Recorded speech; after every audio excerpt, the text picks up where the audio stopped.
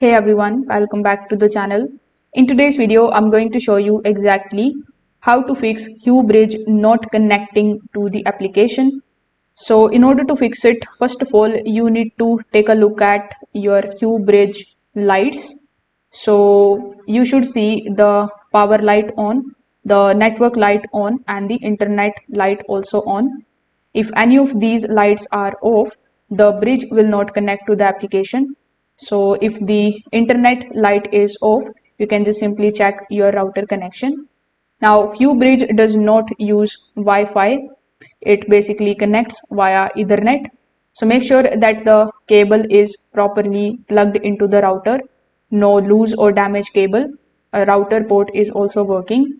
You can also try switching to a different Ethernet port if it is needed. Now, your phone and the Hue bridge must be on the same network as well. If your router has multiple networks, avoid guest networks, avoid different Wi-Fi bands with isolation. You can connect your phone to the main Wi-Fi network.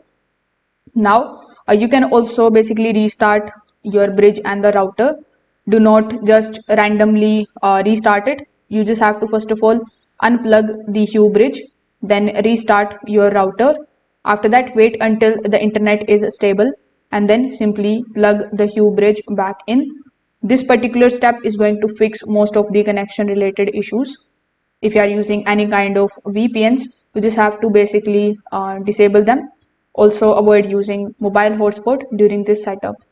If none of the methods are working for you, simply just press and hold the reset button on the back of the bridge for a few seconds. Then you can set it up again from the scratch. So the only drawback of this particular step is that it is going to remove all of the connected devices. So if you are okay with it, you can just do a complete factory reset. If this video helped you out, make sure that you like this video and subscribe to the channel.